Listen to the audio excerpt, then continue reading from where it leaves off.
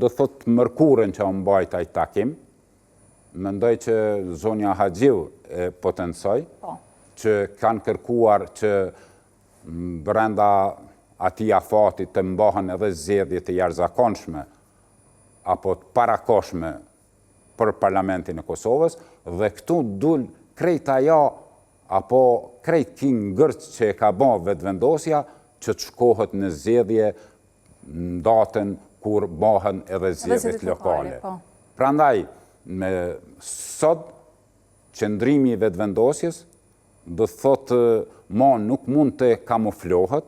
por po dihet që tërë këtë ngërç politik e kanë krijuar vetëm që të shkohet në zgjedhje. Se mendoni se i konvenon lëvizjes vetëvendosje që të shkohet në zgjedhje? Me që nuk e ka shumicën, sepse ju e dini që në zgjedhje parlamentare ai ka kërkuar 500.000 vota. Dhe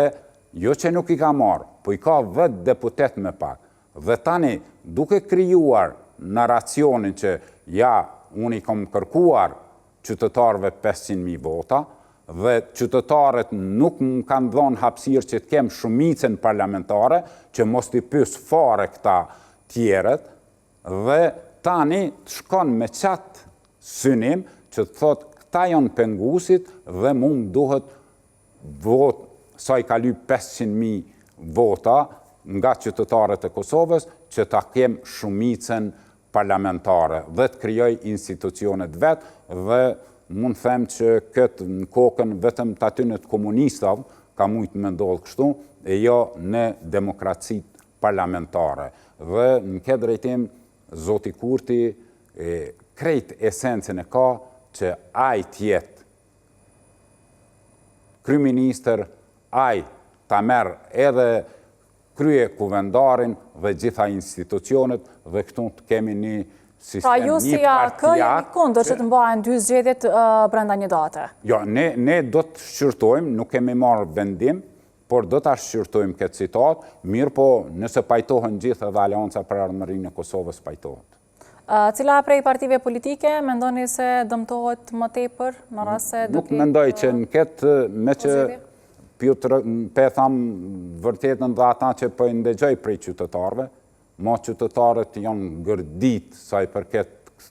kësaj politike të Zotit Kurti,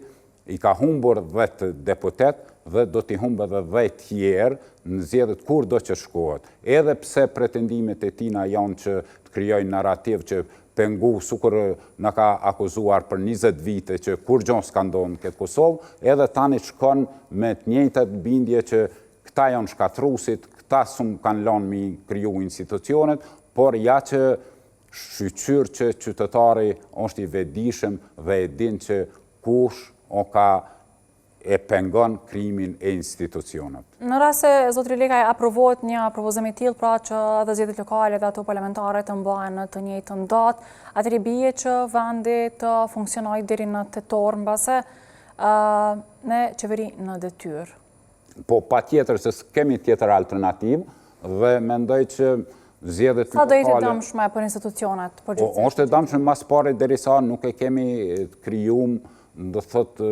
parlamentin dhe qeveria është e cungume në vendimarrje. Këtu i dëmton edhe komunat, sepse dihet vijat buxhetore se si është mekanizmi i ekzekutimit të vijave buxhetore për komuna. Këtu janë dëmtuar komunat, janë dëmtuar qytetarët, janë dëmtuar biznesi, e sidomos me krizën energjetike, me çmimin enorm të lartë, mendoj që vendi vetëm po bie në zero, jo në zero, dhe ekonomia po pëson ditët më të vështira që ka përjetuar ky vend. Prandaj, nuk e di që me që nuk është konstituu kuvendit, tani të shkohet në zgjedhje lokale, pa konstituim kuvendit, pa në qeveri, mendoj që jemi në një kaos politik që nuk e di se si do të përfundoj.